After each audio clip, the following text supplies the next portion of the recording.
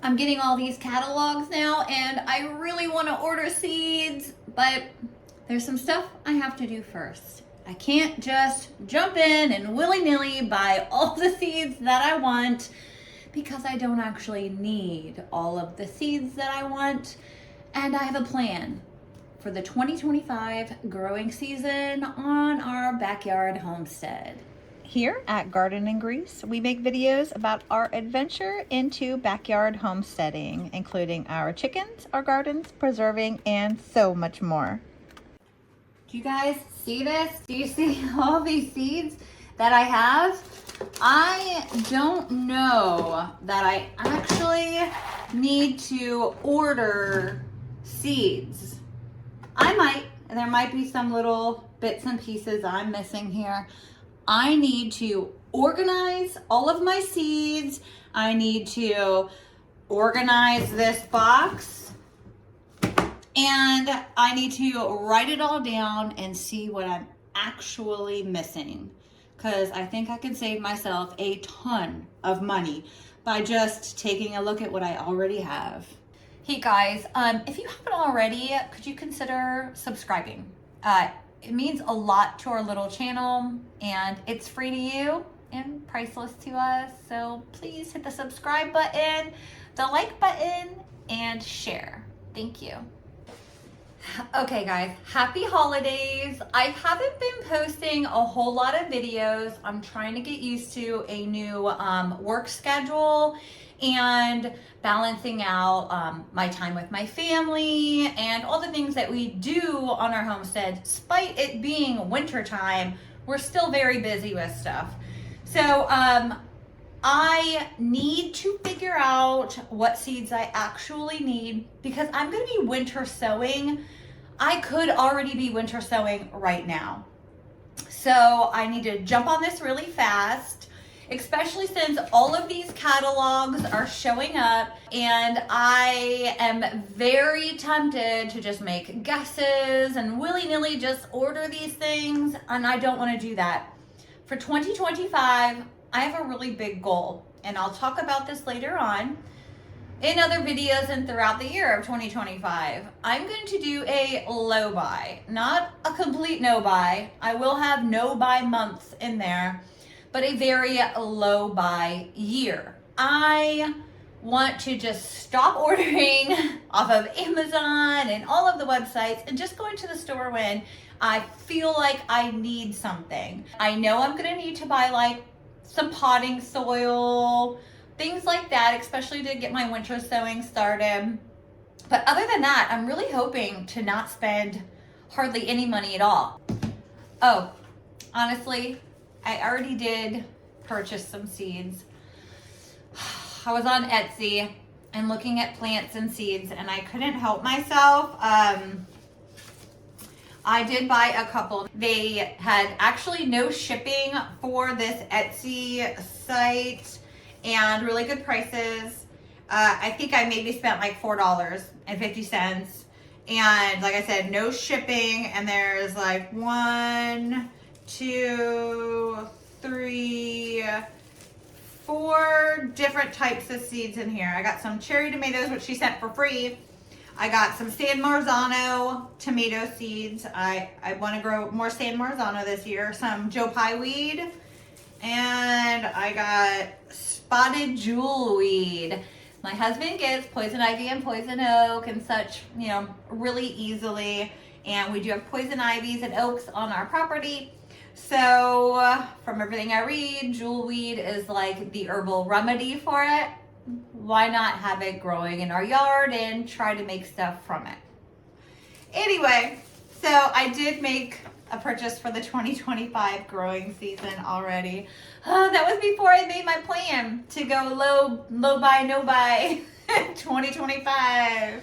So just to let you know, the first part of what I'm going to do is actually go through all of these seed packets and organize them. I liked this. I used this, I put this together last year, this time last year, maybe January or something. And I liked it, but I hadn't perfected it because I needed to use it for a year and see how it would best work for me. All right, so far I have a pile that I'm definitely not growing. I mean, there's a lot here that I'm definitely not growing. This is my not pared down, what I'm thinking of winter sowing stuff. And I've gone through my tubs and I have a ton that I've emptied because I'm not going to do those this year, you know, the seeds that were in here. So I'm going to fill these with ones that I'm actually going to use.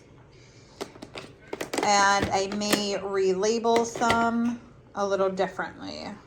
But this is where I'm at so far. Okay, all of the ones I'm not doing, I put in alphabetically right here. The ones I am going to winter sow, I have 29 packets. I need to make sure I have enough jugs and the space to hold 29 of those jugs. I'm actually probably going to reduce this down. I didn't want to do that many jugs this year. I really thought I'd get away with it, but you can see I'm doing like cabbages and kales. I'm gonna do like my brassicas actually done that way, and then I don't have to fuss with them in the house underneath the lights, which I'll have other plants under the lights, so I'm kind of saving space. My poppies, I'm thinking about trying them winter sowing fashion. And that way I can kind of control a little bit better where they go. I don't know. I've never winter sown my poppies. So we'll see. I got some yarrow in there, which I don't know if I'm going to do that actually. I didn't winter sow that last year, but I also didn't have good luck. It says 2 to 4 weeks after your average last frost date outside. Or 8 to 10 weeks before the average last frost date. That's a really long grow time. I don't know that I want to babysit it for that long in the house. So we will try. Just see what happens. I don't know. We'll see. And like these are some poppy seeds I'm just going to sprinkle outside. So I still need to go through and pare down like my tomatoes, my peppers, some of my other stuff that I have in these. But I do have them organized by time frame. And I do like outside, inside. I put greens here because I do a lot of succession with greens and brassicas. I do have a packet or two in here, but I have the same packets already or similar in my winter sowing. So those are if I want to do like fall or throughout the year. So I have like my 8 to 12s, which is basically just my onions are in here. That's the only thing I'm doing early is onions. And then like probably peppers. Something that is really useful to me, I used it last year and it really helped. I know that we have calendars on our phones, but this was honestly my best friend, was just my paper calendar, and it kept me on track. Like I know my 12-week mark, this is about when I'm gonna start my onions. This is last year's calendar, but it's pretty close to this year for the most part. I'm just knowing I'm shooting for the last week of January, somewhere in there when I start my onions. And if I could, which I'm sure these are just laying, you know, all over at every store you go to, pick up another one for this year. But, you know, I marked my 10 week here, my 8 week. That way I know I have like 8 to 12 weeks before my last frost. I have 10 weeks before my last frost here. You know, that's how I marked it. So I found using the Farmer's Almanac, that's what I use to find when my last frost is. So for 2024, it was the 21st of April. So I did the 21st of April and then I counted back. That's 2 weeks before my last frost, 4, 6, and so on. And this was really helpful, and I just keep it right on top inside my seed container here. That way, I already know. Okay, well, I pull it out this weekend. What am I planting? And I know, I look on there, I go, okay, so I'm looking at whatever, my 10 week. And then I pull my 10-week little, this thing was designed for pictures, this whole container here. But instead of pictures, I mean, come on, how perfect, seed packets. It works for regular seed packets. When I have a large, amount of something, it doesn't really work well for that. Or like beans, large seeds, if you buy in bulk, it's not gonna fit. That's why containers like this that close, keep moisture out, keep rodents or whatever out. I guess if they really, really want it, they would chew through it. Then you really need to think, where are you storing your seeds?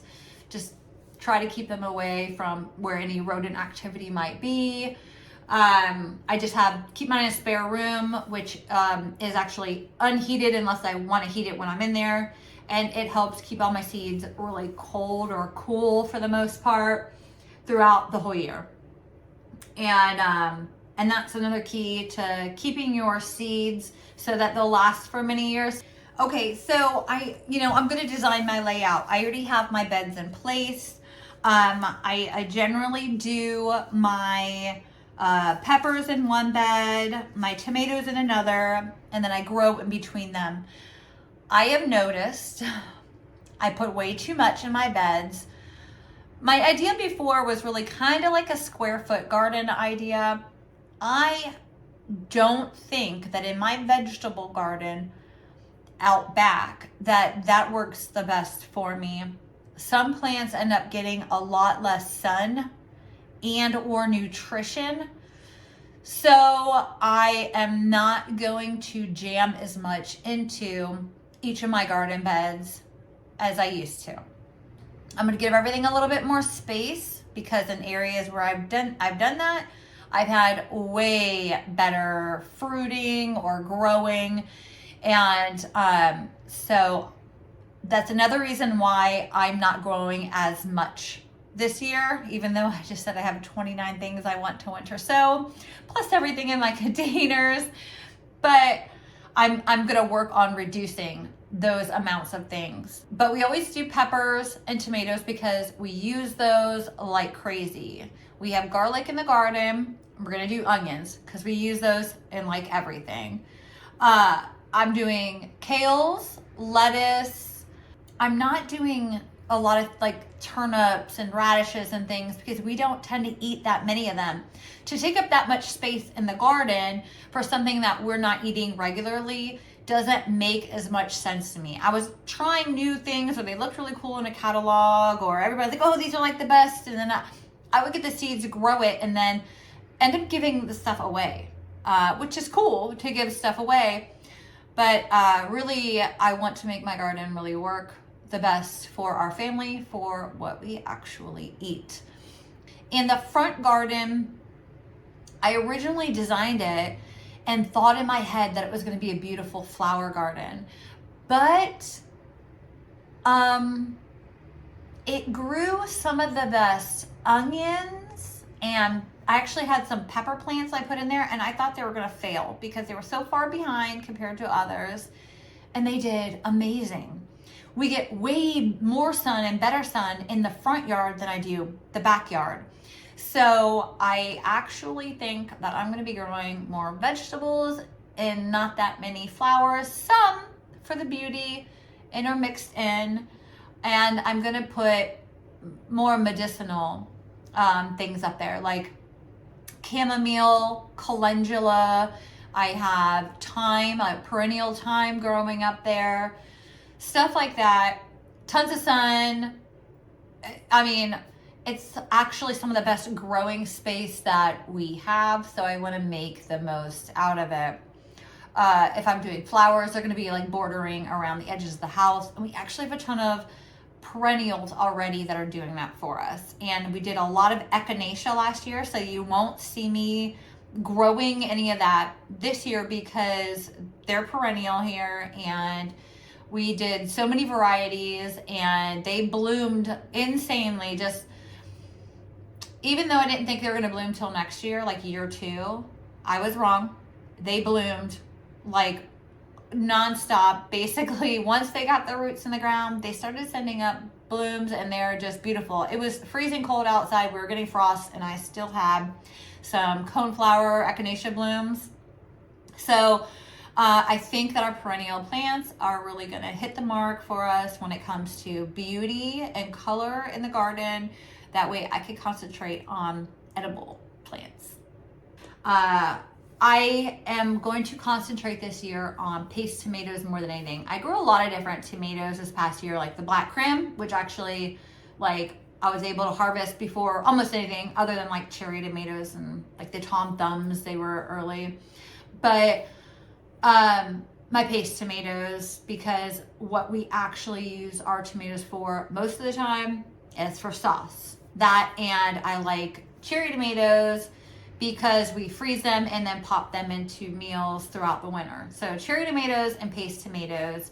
I am going to research some new varieties of paste tomato that are excessively productive and meaty and disease resistant maybe. So if you have any really great ideas on a paste tomato that rocks your world, either a indeterminate or determinate type of paste tomato, let me know in the comments. So also let me know if this video gave you some ideas and what maybe I didn't go over that you would like for me to go over. Put in the comments and we can add it to the next video. All right, guys, thank you for watching another episode of Garden and Grease. Don't forget to subscribe and hit that like button. Have a good one and happy holidays.